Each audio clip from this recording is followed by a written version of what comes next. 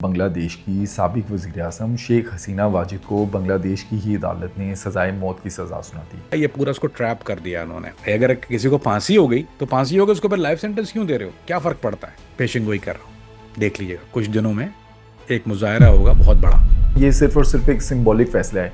यहाँ पर जो सद्दाम हुसैन का हाल हुआ, जो उसका अंजाम हुआ, क्या वो शेख हसीना का होगा? सद्दाम हुसैन के साथ जो हुआ वो इस वजह से हुआ कि वो कौम अलग थी। इन दिस केस क्या तालिबान हुकूमत जो है इन फ्यूचर अशरफ गनी को वापस मांगेगी और क्या उसको भी इसी तरह की सज़ा देगी? अफगानिस्तान की हुकूमत, उसको मानते कितने लोग हैं? हुकूमत है क्या वो? क्या अहमद अल शर्रा सज़ा दिलवाएंगे बशारुल असद को? जो सीरिया की सिचुएशन है बहुत डिफरेंट है। ऑफ कोर्स उनके ताल्लुकात अमेरिका के साथ बहुत अच्छे हैं, लेकिन क्या आज के दिन पे जो ट्रंप का पीस प्लान है, हमास उससे एग्री नहीं करता? उनका जो इख्तलाफ है वो बिल्कुल। अब आज के दिन मोहम्मद बिन सलमान ने अपनी ये स्टेटमेंट दी। क्या माजी के जो सऊदी हुक्मरान थे वो उसामा बिन लादेन के इन एक्शन से एग्री करते थे या नहीं? He was a lone wolf, lone warrior.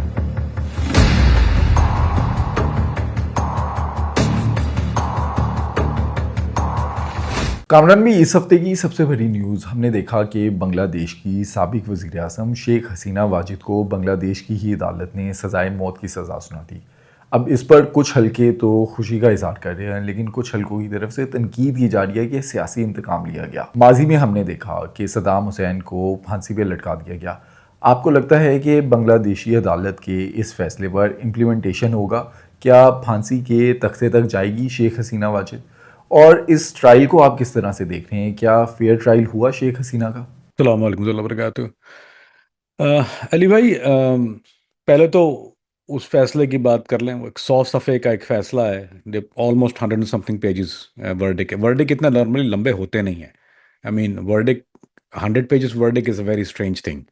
क्योंकि एक एक बात जहन में रखे कि पाकिस्तान, बांग्लादेश, इंडिया, हमारा जो कानून है वो स्टिल वी आर ब्रिटिश। जो दिफात आपने सुनी होगी 302, 307, 312 थी, ये सारी जो भी हैं 144 फलाना, ये सारी ब्रिटिश दौर की हैं। इसमें कुछ मॉडिफिकेशंस हुई हैं ऑफ कोर्स वक्त के साथ, लेकिन these are the ones. So implementation, जहाँ तक पहले तो ये बात जान लीजिए कि जहाँ तक ये 100 सफ़े का थोड़ा सा स्ट्रेंज लगता है कि वाई पुट 100 पेजेस क्यों होता है। ये टेक्निकल वजह इसकी एक। आप जब वर्डिक्ट लिखती है, एक कोर्ट एक वर्डिक्ट लिखती है, वो छोटा वर्डिक्ट लिखती है। छोटा वर्डिक्ट इसलिए लिखती है कि टू द पॉइंट होता है, गेट डन एंड इम्प्लीमेंटेड। लेकिन इतना बड़ा वर्डिक्ट लिखने का मसला ये होता है कि आप जब अपील पर जाते हैं, क्योंकि हर फैसला अपील पर जा सकता है, इट्स पॉसिबल। जब आप डिफेंस जब जाती है तो डिफेंस आपको वो अपील देती है। तो जितना बड़ा वर्डिक्ट होता है उतना मुश्किल डिफेंस यानी आपको अपील करना होता है उसके ऊपर। छोटे वर्डिक्ट पे अपील करना आसान होती है, ये मैं भुगत चुका हूँ खुद भी। और अगर बड़ा वर्डिक्ट हो और उसमें सारी सारी चीजें हो, तो वो इन्होंने जिस तरह से किया, ये पूरा उसको ट्रैप कर दिया इन्होंने। Not that she is innocent, ये कोई नहीं कह रहा उसके। ये कोई पागल का बच्चा होगा जो कहेगा वो इनोसेंट है। इनोसेंट तो वो नहीं है। उसने वाकई क्रैकडाउन किया, उसने वाकई कत्लेआम करवाया, ये सारी चीजें उसके खाते में हैं। We talking about the court right now. हम लोग कोर्ट की बात कर रहे हैं कि ये कोर्ट का फैसला जो है जब इतना लंबा आ जाता है, ये मेरा ख्याल है किसी को समझ में नहीं आएगी बात नॉर्मल में। क्यों 100 सफ़े का? भाई कुड बी वर्ड एक right. Count number 1, count number 2, count number 3, एक काउंट में उसको हुई है लाइफ सेंटेंस हुई है, एक काउंट पे उसको हुई है सजाए मौत। अच्छा अली भाई, ट्राई टू अंडरस्टैंड क्या जरूरत है। जरूरत क्या है दो दो वर्ड की? ये भी टेक्निकल मसला है। अगर किसी को फांसी हो गई तो फांसी हो गई, उसके ऊपर लाइफ सेंटेंस क्यों दे रहे हो? क्या फर्क पड़ता है? अब आपको टेक्निकल, आपने सुना होगा किसी के ऊपर अमेरिका में सुना होगा या पाकिस्तान में, इसको इसको छह छह फांसी की सजा है, या सिक्स सिक्स डेथ सेंटेंसेस के ऊपर है। 5 डेथ सेंटेंस। मरना तो आदमी एक दफा होता है। ये अपने बच्चों को समझाने के लिए कह रहा हूं ताकि इनके इल्म में इजाफा हो कि क्यों करते हैं ऐसा। ये कि 6 लाइफ सेंटेंस, 6। अब लाइफ तो आपको एक ही है, why there is 6 life sentence या 6 death sentences? Why would be 6 death? ताकि इस पर अपील हो सके। अपील होगी तो आप एक पे आप अपील, हर फैसले पे एक अपील होगी ना, हर फैसले पे एक अपील होगी। एक अपील हुई, डिसमिस हो गया तो आदमी छुट जाएगा। अगर एक फैसला होता है तो वो कहते हैं 6 डाल दो, 5 डाल दो, 7 डाल दो। अब इसके ऊपर एक लाइफ सेंटेंस, एक लाइफ सेंटेंस है। अब ये की अपील करते हैं, डेथ पेनल्टी को पहले उसूलन अपील किया जाएगा। डेथ पेनल्टी को पहले वो हटाने, चलो ठीक है हटा दी डेथ पेनल्टी। अब बैक पे क्या है? लाइफ सेंटेंस है। फिर दोबारा अपील पे जाएगा, वो appeal could take years and years and years. So ये होता है टेक्निकल मत। सो वी अंडरस्टैंड कि व्हाई देयर इज, आदमी का एक बार मरना है और एक ही बार लाइफ है, तो व्हाई वुड बी 10 और 5? This is the reason there is two verdicts के ऊपर, एक लाइफ का और एक डेथ का, दोनों चीजें। अब सवाल ये पैदा होता है कि is the sentence fair? She did what she did. ऐसा तो नहीं है कि उसने नहीं किया। तो ऑफ कोर्स कि ये कहना बहुत मेरा ख्याल है गलत होगा कि ये फैसला जो वो उसका कोई सियासी implications, of course there is always is, ऐसा नहीं होता कोई भी सियासी कत्ल हो या कोई सियासी का मुकदमा हो किसी के खिलाफ भी हो, हमारे यहाँ तो पाकिस्तान में तो हम भुगतते रहे हैं, और ये हमारे ये डले डायलेमा है, ये कह लीजिए, ये इंडिया पाकिस्तान बांग्लादेश जो है ना, ये हमारे ऊपर एक कोई फिटकार है हमारे ऊपर कि we go through this time to time. एक लीडर आता है, पहले उसको हम सर पे बिठाते हैं, फिर उसको सर पे बिठाने के बाद उतना नीचे गिरा के उसके साथ ही हम करते हैं। This is the thing, the reason is कि इसने कुछ ऐसे काम किए अपने दौर हुकूमत में, और ये करना पड़ते हैं बर सगीर में, इंडिया पाकिस्तान बांग्लादेश में एक हुक्मरान को कुछ ऐसे चीज़ें करनी पड़ती हैं कि वो अपनी मुखालफत बर्दाश्त नहीं करते, वो अफोर्ड नहीं कर सकते मुखालफत को, तो लिहाजा इसने एक क्रैकडाउन किया जो उसके खिलाफ मुहिम थी। करप्ट तो ये थी, इसमें कोई शुबा नहीं है। इनकी इनके असासे अमेरिका में बहुत ज़्यादा हैं। ये तो मेरे जब दौर में हमारी कुछ टीम के अटलांटा में, जिस शहर में मैं रहता था, लकीली उसी शहर में थे, तो मेरी कुछ मुलाकातें हुई जिनके जो इनके जानने वाले थे, और मुझे पता लगा कि इसके इन्वेस्टमेंट, अब आप एक सदर कैसे मुमकिन है या एक वजीर आजम कैसे मुमकिन है कि अमेरिका में सासे बना ले। लोगों के यहाँ तो टाइम स्क्वायर में TGIF भी हैं, लेकिन ये कि इन लोगों के भी हैं, ऐसी बात नहीं कि इनके भी असासे वहां पर मौजूद हैं। तो करप्ट तो थी है। करप्ट के लिए फिर क्या होता है, उसको इकदार बचाना होता है, क्योंकि करप्शन कभी सामने आती है तो मुल्क में ये मामला ऐसे खड़े हो जाते हैं। फिर उसने क्रैकडाउन करके वो बच्चों का जो उसके साथ किया, उसने जख्मी हुए बच्चे कत्ल हुए, मुजाहिरों को रोकने की कोशिश की गई, तो she is guilty of what she did. And उसके बाद एक वर्डिक आया, लेकिन end of the time Ali भाई, मसला ये होता है कि आ गया वर्डिक्ट, एवरीथिंग इज डन, उसको एम्प्लॉय कर सकते हैं ये, is it possible to do it? That's the main question. अब वो इंडिया में है और मोदी सरकार के साथ है, ऑफ कोर्स वो उसको उन्होंने क्यों रखा होगा, आपको अगर कहें तो बताता हूँ क्यों रखा हुआ उसको। क्योंकि हमारे यहाँ फ़ज़ा चेंज होती रहती है, हमारे यहाँ जितने भी हैं, हम ये तीनों मुल्क जिनके मैंने नाम लिए बर सगीर के, यहाँ हवा और फ़िज़ा बहुत जल्दी चेंज होती है, मौसम का कोई एतबार नहीं होता यहाँ। आज कल है, कल कोई और है, फिर वो दोबारा आ जाते हैं, फिर चले जाते हैं। कल के दुश्मन आज के दोस्त, ये हमारा मकूल है ना, कल के दुश्मन ये हमारे यहाँ होता है और कहीं नहीं होता दुनिया में।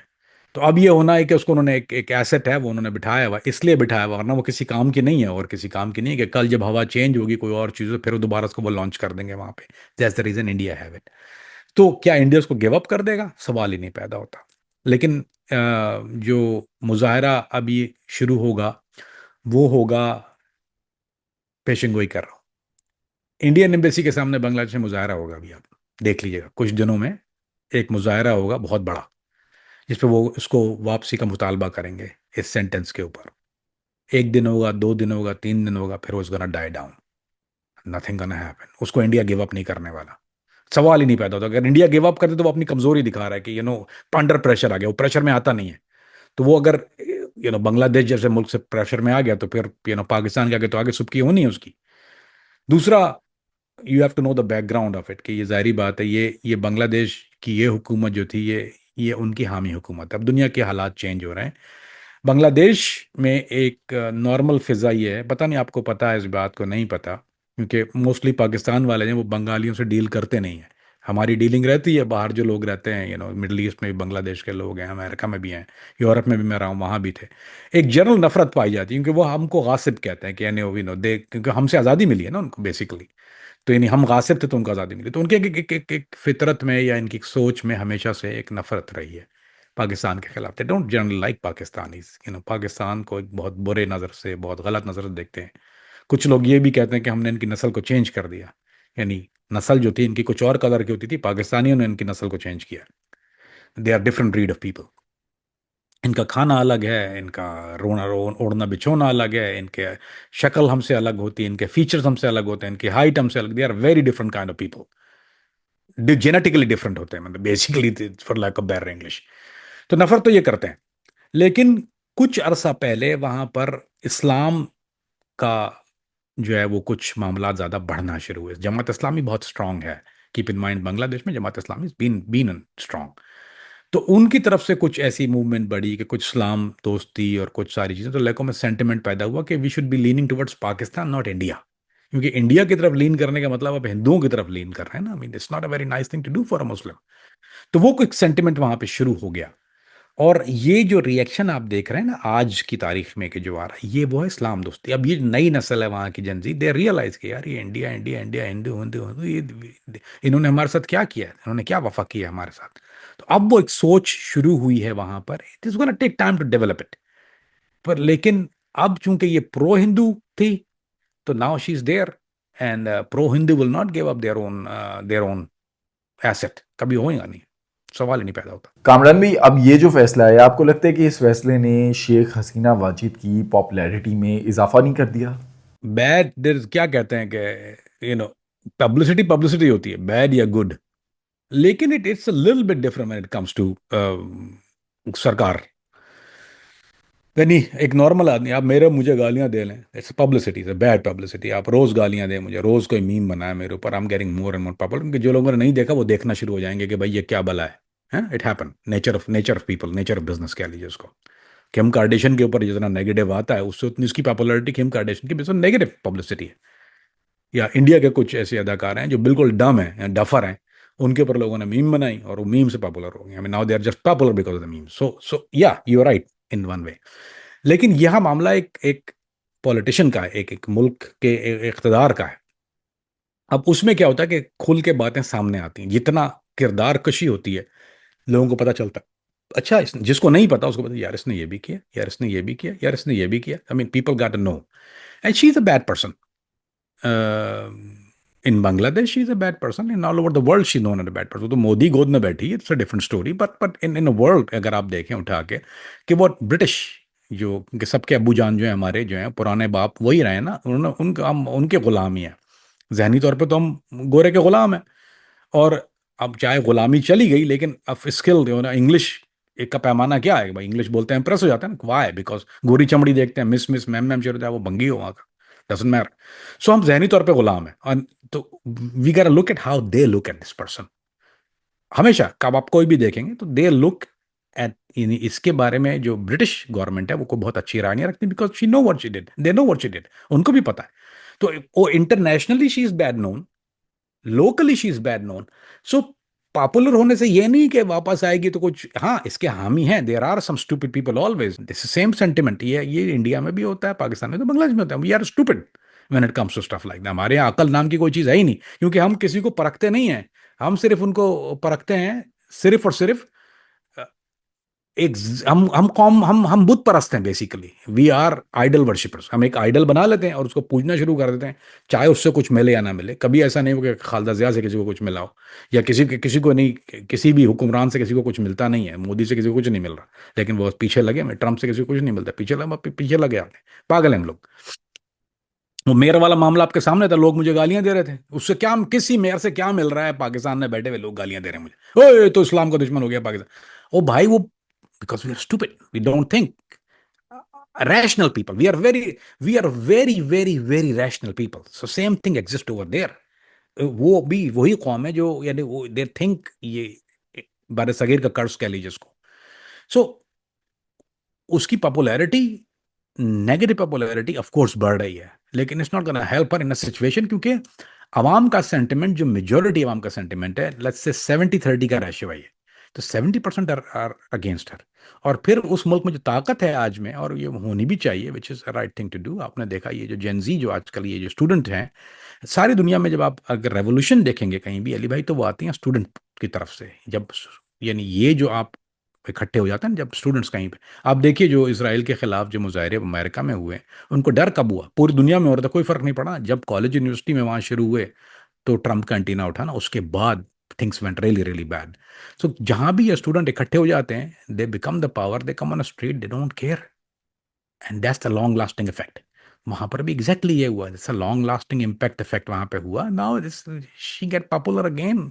बदनामी में इजाफा कह लीजिए उसको, लेकिन आप पॉपुलैरिटी में इजाफा नहीं कह सकते, बदनामी में इजाफा हो रहा है उसकी, which not gonna help anything. अब बांग्लादेश के अगले इलेक्शन में एक तरफ तो खालदा जिया उनकी पार्टी होगी और दूसरी तरफ शेख हसीना की पार्टी। क्या आपको लगता है कि आने वाले इलेक्शन में शेख हसीना की पार्टी को वोट मिल जाएंगे और हुकूमत में आने का चांस उनका बन जाएगा?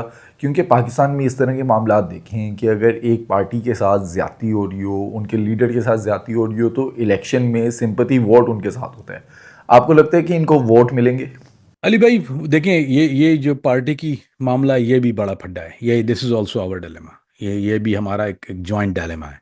पार्टी सिस्टम, एक शख्स ने एक काम किया, एक गलत काम किया, वो फेस हट जाता है, पार्टी जिंदा रहती है। हालांकि उसूलन जब वो फेस खराब हो गया तो party have to go, but it don't happen this way. तो जहाँ तक इलेक्शन की बात है, तो इलेक्शन तो होना ही है वहाँ पे, एब्सोल्युटली इलेक्शन होना है, उसकी पार्टी रिप्रेजेंट भी करेगी। लेकिन is she gonna be able to win the election? I don't think so. She gonna get the vote? मतलब वाई डिड आई, मैंने क्यों कहा ये बात? ऑन प्रिंसिपल तो वो जो करप्ट पार्टी की करप्ट लीडर है, जब वो चला जाए तो उसके बाद उसको इजाजत नहीं होनी चाहिए। एक एक एक अकली दकल तो ये कहती है ना कि there is body and there is a head. जब हेड गलत है तो body have to be go. This is how suppose to be, इन ये अकली दलील ये है। लेकिन ये हमारे यहाँ होता नहीं है। We forget about that head and we still follow the body.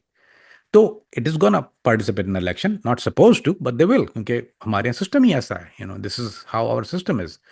वहाँ का सिस्टम भी एग्जैक्टली आइडेंटिकल है। There same thing, there is no difference. बिल्कुल एग्जैक्ट आइडेंटिकल सिस्टम, दोनों तीनों जगह पे एक ही तरह का है। तो ऑफ कोर्स पार्टी इलेक्शन में हिस्सा लेगी, is gonna be a new face, gonna be a new donkey. And उसके बाद is he gonna win the election और she? No, it's not gonna happen. That party will not this time. Maybe 5 साल के बाद, maybe, but not this time now, क्योंकि अभी जख्म बहुत हरा है। फिर बाद में लोग भूल जाते हैं। शॉर्ट स्पैन से हमारा मेमोरी का। अब ये जो शेख हसीना वाजिद के अगेंस्ट फैसला आया, इनको सजाए मौत की सज़ा सुनाई गई, आपको लगता है आने वाले साल, 2 साल या 10 साल बाद भी इस पे इम्प्लीमेंटेशन होगी, या ये सिर्फ और सिर्फ एक सिंबॉलिक फैसला है? यहाँ पर जो सदाम हुसैन का हाल हुआ, जो उसका अंजाम हुआ, क्या वो शेख हसीना का होगा? सद्दाम हुसैन के साथ जो हुआ वो इस वजह से हुआ कि वो कौम अलग थी। They were different kind of people, और keep in mind he was there. तो वो तो एक अलग कौम है, वो बहुत गैरतमंद कौम है। और उसने जो किया वो इस वजह से किया कि उनके जख्म जो थे उन पे नमक तो इसने बहुत छिड़का था। अब ये है मामला बांग्लादेश का, आवर काइंड ऑफ पीपल। इस फैसले से सिर्फ एक चीज ये मोहर लग गई कि हमारे यहाँ जब एक और मैं बता दूं, फैसला ही नहीं, सिर्फ एफआईआर भी जब एक दफा कट जाती है ना अली भाई, तो भुट्टो का सारा मामला एक एफआईआर पे हुआ था, सिर्फ एक एफआईआर, और ज्यादा नहीं था उसमें कुछ। हमारे ये बड़ा मत है कि थाने में आप अगर एफआईआर कटा देना तो बस वो एफआईआर वो जिंदा रहती है। जिंदा है भुट्टो, जिंदा है। तो वो जब एफआईआर जब तक जिंदा रहती है तो मामला आपका खराब रहता है। अब इसके खिलाफ हो गई, अदालती फैसला आई है। चैलेंज होगा, ऑफ कोर्स होगा चैलेंज, लेकिन is it gonna be taken away, remove हो जाएगा? सवाल ही नहीं पैदा होता, क्योंकि वो 100 सफ़े हैं आपके सामने। It's gonna be very difficult to fight an appeal. Appeal में जीतना इसको बहुत मुश्किल है। ट्रांसपेरेंसी भी there is also another issue, कि अगर अब फैसला हो गया है तो देयर इज सम इन्फ्लुएंस, कहीं ना कहीं से कोई इन्फ्लुएंस है, तो वो ट्रांसपेरेंसी का भी मामला होता है कि आप अपील पे जाए तो ट्रांसपेरेंसी होगी तो आप अपील जीतेंगे। अगर ट्रांसपेरेंसी नहीं है तो क्योंकि बेस्ड ऑन फैक्ट्स होती है ये चीज़ें, बेस्ड ऑन इमोशन नहीं होती। यानी जब जब अदालत फैसला सुनाती है तो बेस्ड ऑन व्हाट हैपन नहीं होता, based on what you can prove. दोबारा सुन लीजिए, जब अदालत फैसला देती है बेस्ड ऑन, आप अगर जज को ये बिल्कुल अच्छी तरह पता है कि ये आदमी ने कत्ल किया है, तो वो ऐसा जज नहीं बैठा जो चशमदीद गवाह हो। कभी नहीं बिठाएंगे वो। जज have to be the bias person. उसके सामने एक फाइल रखी जाती है, is what you can prove, is not what you know, is not what happen, what can you prove on paper. In this case अगर अपील होती है तो बेस्ड ऑन होगी कि boss what they can prove कि they didn't happen, and she had no role in this act. तो transparency is an issue. अगर वो ट्रांसपेरेंसी नहीं है तो फिर doesn't matter what you can prove on a paper, तो सवाल ही नहीं पैदा होता कि वो फ्लिप हो। जहां तक बात है, is she gonna be held accountable for what she did? No, कभी नहीं होता ये, ना होगा। इस खित्ते में कभी नहीं होगा ये। कोई भी आदमी अपने किए पे कभी हेल्ड अकाउंटेबल नहीं होगा, सवाल ही नहीं पैदा होता। आप जलते तवे पे बिठा दें मुझे, आल से the same god damn thing, कभी नहीं होगा। उसकी वजह यह है कि वो जब तक वहां के, वो पागल तो नहीं है ना कि वो इतने साल हुकूमत में रही है, उसको ये भी पता है कि जब तक मेरे खिलाफ अदालती फैसला मौजूद है, आई am not gonna go back. India उसको शेल्टर कर रहा है, she have all kind of protection. तो जब तक अदालती फैसला फ्लिप नहीं होता, जब तक कोई मुआफिक हुकूमत उसके नहीं आ जाता, कि या उसकी पार्टी जीत जाती है दोबारा 5 साल के बाद election, now that's a different story. फिर they can influence the court, और वो सारा जो है वो उसको बाइज्जत बरी करने के बाद फिर वो she can come and start the same thing over. But ये बहुत, अली भाई, this is a very long shot. In all reality I don't see it coming. I think she gonna be in exile, जहां तक मेरा अकल या दिमाग कहता है कि वो एग्जाइल में ही रहेगी और वहीं वो एक गुमनामी की मौत मर जाएगी। उसके बाद ये मामला ठंडा हो जाएगा, नो बडी नो, एक दिन खबर आएगी कि उसको हार्ट अटैक हो गया, वो मर गई। आई मीन और या और कुछ हो गया उसको, या तो वजन उसका इतना बड़ा है, वो कुछ मुरगन खाना खा के, वो वहाँ पे एक खाते हैं हिल्सा मछली होती है, ये हिल्सा खा के उसका कांटा अलग में फंस जाएगा एक दिन, एंड शी गोना डाई। इस टाइम पे बांग्लादेश की हुकूमत ने इंडिया से मुतालबा किया है कि शेख हसीना को 1 महीने के अंदर जो है वो बांग्लादेश के हवाले किया जाए। इंडिया का इस पर जवाब आया, उन्होंने बड़ा डिप्लोमेटिक इस पर जवाब दिया। वो कहते हैं कि हम बांग्लादेशी अवाम की भलाई चाहते हैं और इस फैसले पर वो देखेंगे। अगर उन्होंने महीने के अंदर बांग्लादेश की बात ना मानी, उनका मुतालबा ना माना और शेख हसीना को वापस नहीं किया, तो आपको लगता है कि इंडिया के अपने एक और नेबरिंग कंट्री से ताल्लुकात जो हैं वो ख़राब हो जाएंगे? नहीं अली भाई, जहाँ तक बात है नेबरिंग कंट्री, वो नेबर जो है वो आपका इतना वीक है कि वो उसके अंदर कोई बिल्कुल भी वो बैसाखियों पे है। एंड इट हैव बीन बहुत, थोड़ी तरक्की हुई है वहाँ पे, लेकिन इतने हालात बेहतर नहीं हुए कुछ वहाँ के। They rely on India a lot, they rely on India much more than do in Pakistan. India के लोग बांग्लादेश में ज़्यादा होते हैं, पाकिस्तान में कम होते हैं। तो एक ज़माने में थे जब हमारे यहाँ गारमेंट, टेक्सटाइल गारमेंट उरूज पे थी, तो बांग्लादेश से लोग आके काम करते थे। दैट्स बैक इन मेरे फादर के टाइम पे जब गारमेंट्स वगैरह होता, I was dealing with them a lot. मैं भी छोटा था उस वक्त, तो मैं जाता था उंगली पकड़ के, तो आई सी ऑल द वर्कर जो बांग्लादेश के होते थे वो वहीं रहते हैं, वो कटहल खाते हैं और they live in a factory and work in India much more. या तो वो दुबई आते हैं, सऊदीया जाते हैं, या फिर वो इंडिया में काम करते हैं, और इंडिया से उनके बहुत ज़्यादा ट्रेड वगैरह एग्रीमेंट्स भी बहुत ज़्यादा हैं। They rely on lot of Indian export goods and stuff like that. Import export उनकी इंडिया से ज़्यादा होती है। तो ताल्लुकात ख़राब आप अफोर्ड नहीं कर सकते। दूसरी बात क्या, बांग्लादेश की फ़ौज का जाके खड़ी हो जाएगी सरहदों पर, जाके टेंशन हो जाएगी, that's not gonna happen, you know that. वो तो कभी नहीं होने वाला।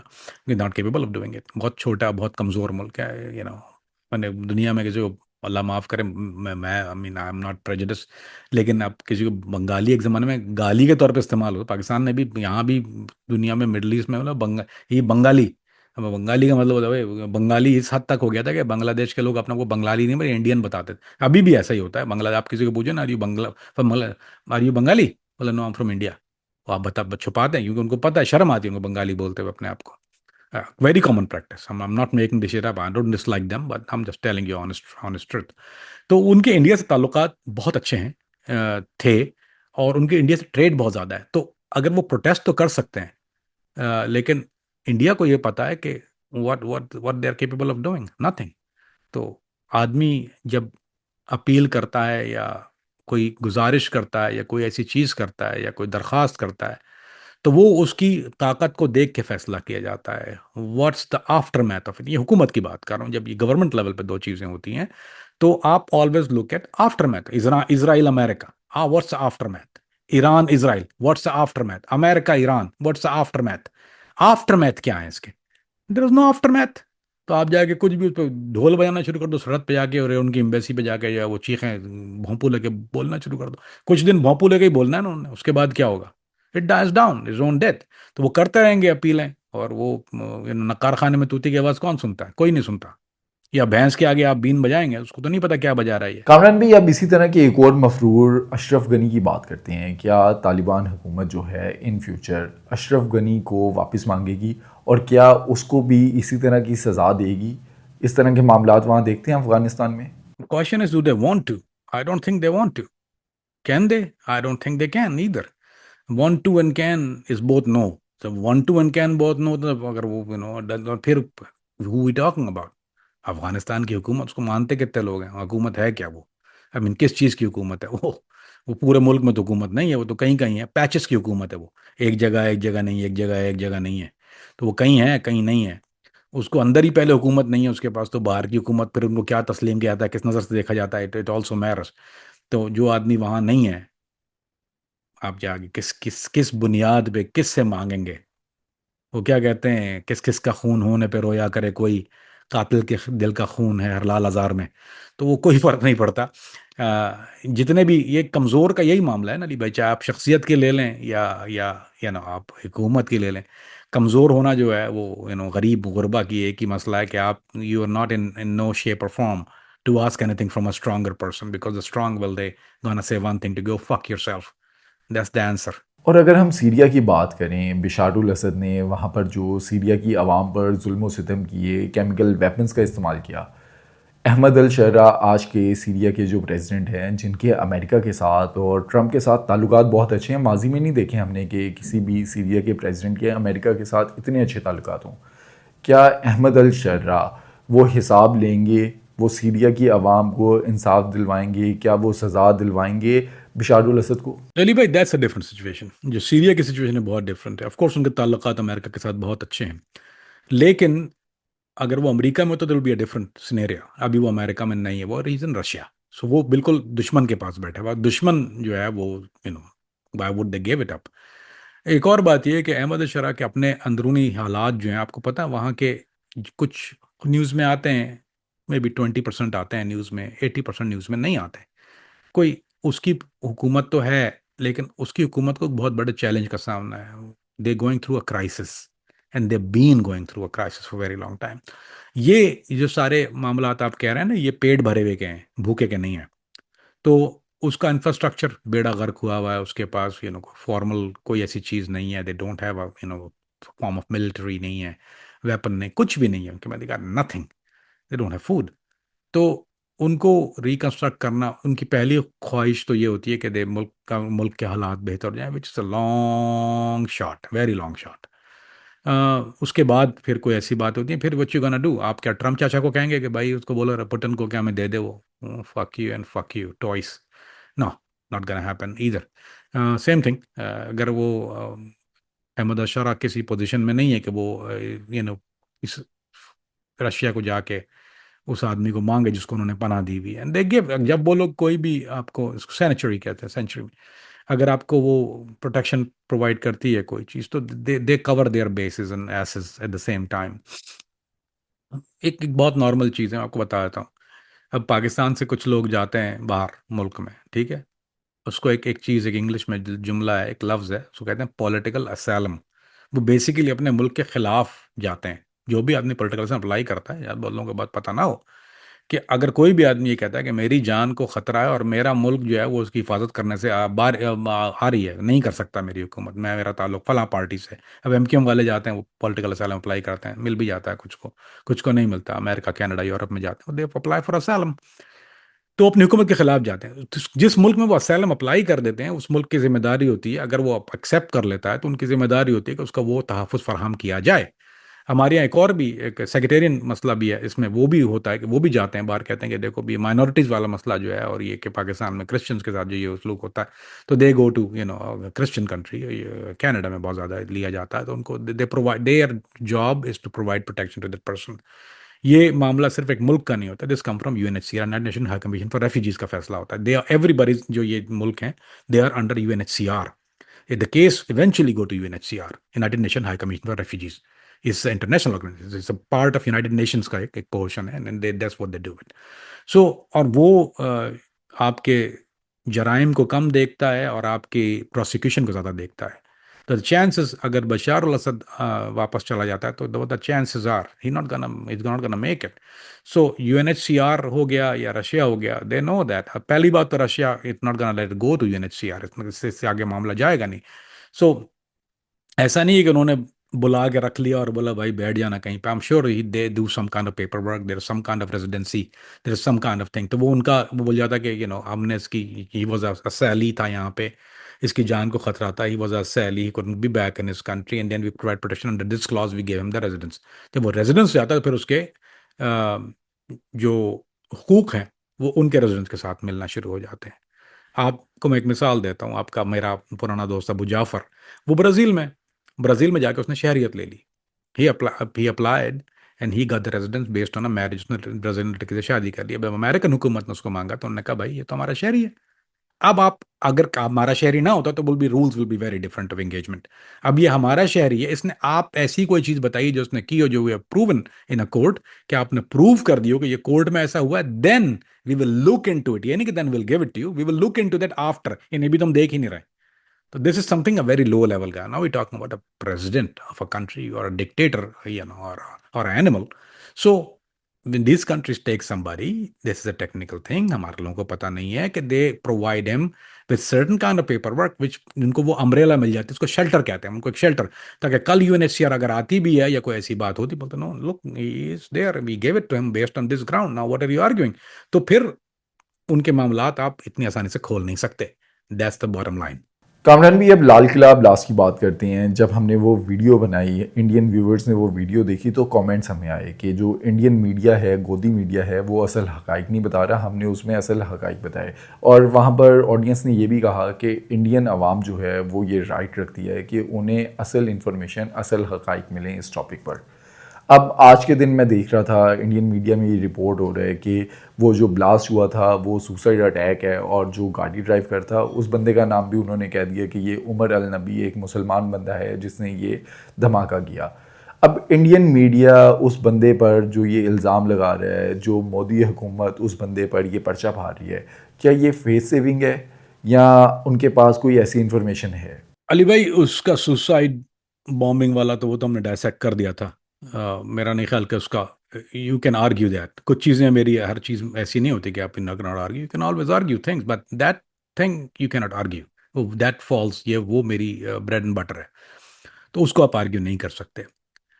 What difference does it make? It doesn't make any difference, just for sake of entertainment कह रहा हूँ मैं आपको, डजंट रियली मैटर। लेकिन जहाँ तक बात है, दैट्स एब्सोल्युटली बोगस चीज। अगर आप सुसाइड बॉम्बिंग, तो वो पहले थी ही नहीं ना, तो पहले तो the crime, it didn't occur the way they saying it occur, तो वो तो it's out of question, out of mind, out of site. अब उनको एक मुसलमान नाम चाहिए, उनको एक पंगा करना है, ये साजिशी लोग हैं, इनका पैटर्न है ये। यानी एक आप, एक तो होता है कि एक नई चीज़ हुई and you saw it and मतलब यार ये क्या हो रहा है। एक होता है पास्ट पैटर्न देखते हैं आप, इनका पास्ट पैटर्न भी यही रहा है ना, ये हमेशा बगैर सोचे समझे एक इल्ज़ाम लगा देते हैं और फिर दुश्मनी का एक बाजार गर्म हो जाता है, this is what they doing. So इनका जो मेन ऑब्जेक्टिव है वो है इस्लाम दुश्मनी, इनका जो मेन ऑब्जेक्टिव है वो है पाकिस्तान दुश्मनी, इनका जो मेन ऑब्जेक्टिव है वो मुसलमानों की ज़िंदगी को अजीरन कर देना है वहाँ पे। और वो इसलिए ये सारा नाटक इन्होंने रचाया, और उसके बाद वो बॉलीवुड टर्म पे जो है वो they are implementing it. So it is totally bogus. This is, अगर आप न्यूज़ पता नहीं सुनते हैं, नहीं सुनते, मैं सुनता हूँ, मैं पूरी दुनिया की सुनता हूँ, ऑफ कोर्स इंडिया की भी सुनता हूँ। तो बाज़ दफ़ा अली भाई रोना आता है सुन के। हाँ, पहले तो हंसी आती थी, अब रोना आता है कि यार इसको किसने कहाँ बिठा दिया है। लेकिन उसकी वजह यह है कि वो बाइंग, जो आप बेच रहे हैं ना, वो खरीदने वाला, आपके पास खरीदार मौजूद है ना उसका, they are people who buying it, so it's easy. तो अगर कोई ऑब्जेक्शन वाले, कोई अगर अकल वाले लोग होते तो वो बोलते ये क्या बकवास कर रहा, पागल तो नहीं है तू। लेकिन ये लोग बादे बाइट, हमारे वाले भी हैं, ऐसा नहीं हमारे नहीं, हमारे वाले भी खरीद लेते हैं, तो वहाँ वाले ज़्यादा ही हैं, कुछ ज़्यादा, वो हमसे छः छः हाथ आगे हैं। तो वो जो वो बिक रहा है और वो खरीद रहे हैं, बेचारों को common sense is not very common, as I said.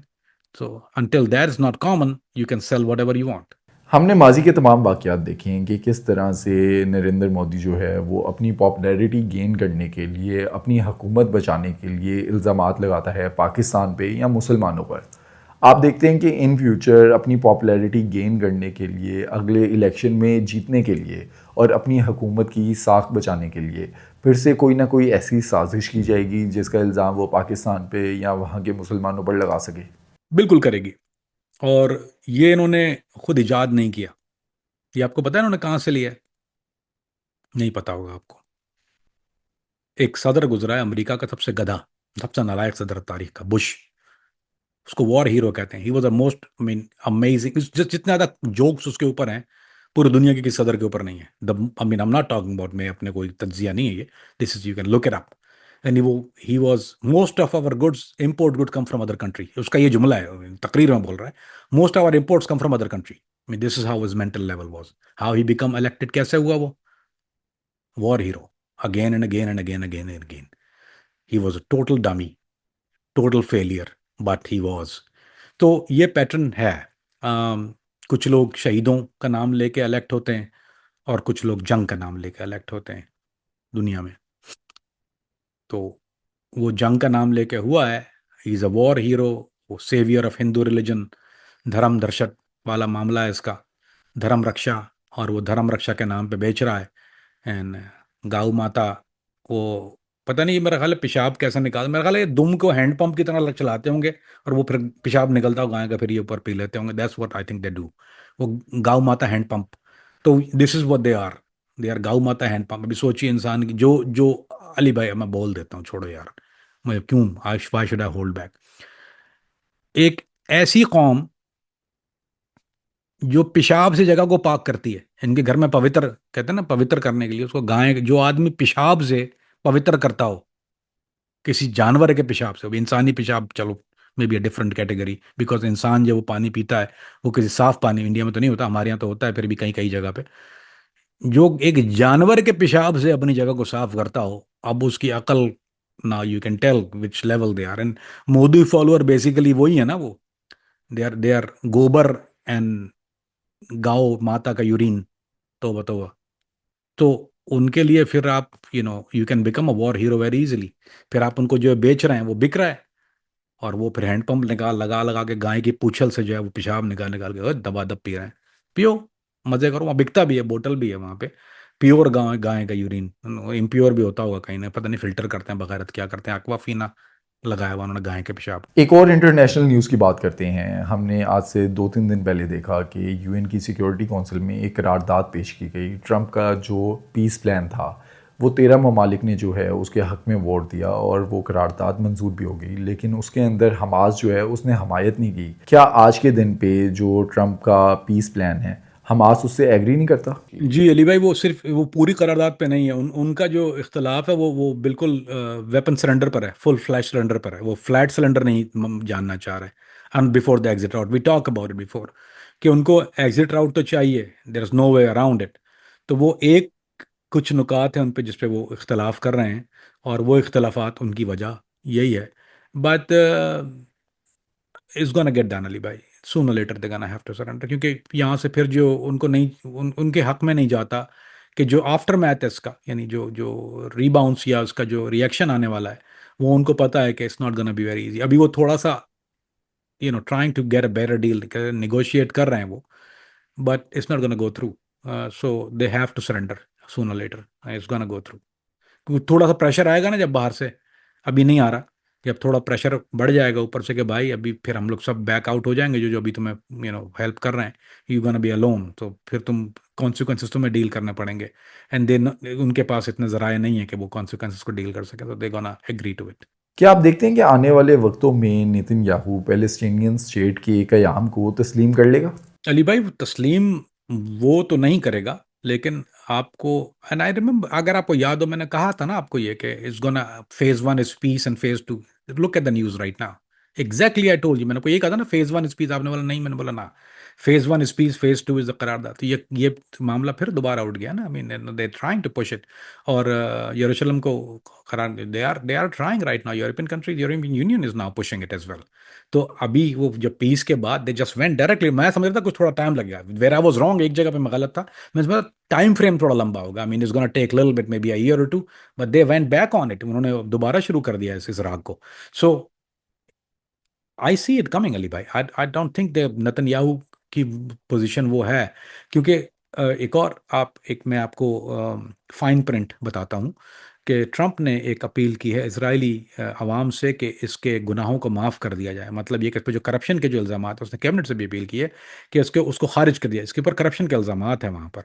सो इसकी पोजीशन सिर्फ यही नहीं है, इसकी ये तो he was trying to hold on to power, उसकी वजह होल्ड ऑन टू पावर ये थी कि इसको इसको कॉन्सिक्वेंसेस फेस नहीं करने थे, कि इसको इसके टर्नओवर के बाद जो इसके साथ होना है, या जो पॉसिबिलिटी है इसके साथ होने की। तो Trump is trying to intervene in उनकी गवर्नमेंट के अंदर, बाकायदा इंटरवीन कर रहा है कि इसको किसी तरह से इनके जो करप्शन के इल्जाम हैं उसको माइनस कर दिया जाए, so he won't face the music afterward, which is not gonna happen, it's not simple. वो पाकिस्तान नहीं है, they are Israel, and they एकदम वो खड़े हो जाते हैं, हम लोग खड़े हो जाते हैं, फिर बैठ जाते हैं, फिर खड़े, धरना होगा धरना होगा, मरना होगा मरना होगा, फिर घर जाके सो जाते हैं। तो ये जब धरना देते हैं तो ये देते हैं, तो they are going after him for corruption. इनको करप्शन बर्दाश्त नहीं है, हमें बर्दाश्त है, हम पी लेते हैं करप्शन, कोई मसला नहीं होता, ये लोग नहीं लेते इतनी आसानी से। So he is gonna face the music, sooner later America इसीलिए इंटरवीन कर रहा है कि उसको पता, अगर अमेरिका जब अगर देखें अलार्म बज रहा है ना, अमेरिकन अलार्म क्यों बज रहा है, उनको पता है कि what gonna happen. If they knew कि nothing gonna happen they won't intervene, वो जाके क्यों गंदा होंगे आपस में। But they knew the aftermath is bad. यही वजह आपको हमेशा जो है ना, एक बहुत अच्छा शेर है उर्दू का कि बाद बाँ खुलने से पहले का नजारा देखना, मैं समंदर देखता हूँ तुम किनारा देखना। तो जो हवा चल रही है जिस रुख पे, तो अमेरिकन के इंटरफेयर होने की वजह है कि they knew it's gonna be bad, otherwise they won't do it. So I don't think सो अली भाई के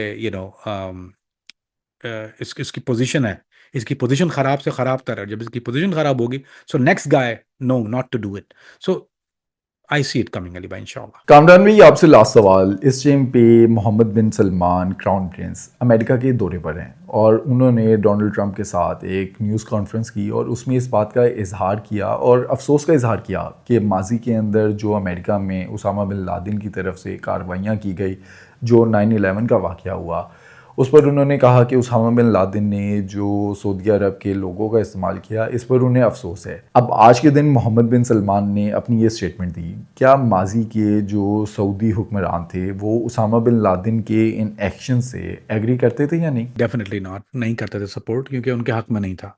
ही was a lone wolf, lone warrior. मैं आपको बिल्कुल मतलब ये गारंटी का मोस्ट देर, अच्छा ये नहीं कह रहा कि लोकल लोग नहीं करते, there there some other guys always you know. लेकिन अगर आप गवर्नमेंट की बात करें, government level, no way in world. क्योंकि वो हुकूमत की जितनी भी पॉलिसीज थी, जो जो किंगडम की जितनी पॉलिसी, उनसे इख्तलाफ रखता था। तो he was not in favour of any family, तो ही वॉज अगेंस्ट। उनके लिए मसला ही बना हुआ था। ऑल्दो उन्होंने बहुत ज़्यादा शफकत वाला मामला किया, आई मीन उन्होंने ट्राई किया कि उससे नेगोशिएट करें, that have happened more than once, I know that कि डेलीगेशन वहाँ पे गया, इवन एज सच कि उनकी वालदा को भी लेके गए, यानी उनकी वालदा को भी ले जाकर उसामा बिन वालदा, यानी वालदा के पास जो है वो गए कि दरख्वास्त करके आप इनको समझाइए जाके। क्योंकि उसामा बिन लादेन का ये मामला था कि वो अपनी वालदा की किसी बात को रद्द नहीं करते थे कभी भी। उनका बहुत बहुत एक जैसा माँ का रिश्ता होता है, इनके अरबों की अपने माँ के साथ एक हमसे बहुत बहुत शायद बेहतर मामलात होते हैं। तो उन्होंने बहुत अच्छी तरह से उसको एक उन्होंने कहा कि आप खुदा के वास्ते इनसे बात करें कि we don't want to go against our own citizen, आप इनसे बात करें ताकि सख्ती वाला मामला ना हो। तो उन्होंने उस वालदा को भी ये कहा कि आप रहिए, जो आपका हुक्म सरा को मैं टाल नहीं सकता हूँ, लेकिन ये कि मैं आपकी इस बात को नहीं मानूंगा कि I want go against it. So he was totally against the family, even also the ambassador जो थे उस वक्त के, वो उन्होंने भी ट्राई नेगोशिएट, 2 दफ़ा वो अफगानिस्तान गए बात करने के लिए, डेलीगेशन से मिले, डायरेक्ट मुलाकात भी हुई। उसके अलावा जो मुलाकात हुई वालदा के साथ, फिर उसके बाद उनको पता था कि मामला होने वाला नहीं है। So they try their best to patch it up. ये पॉलिसी अभी के नहीं, ये पुरानी पॉलिसी है।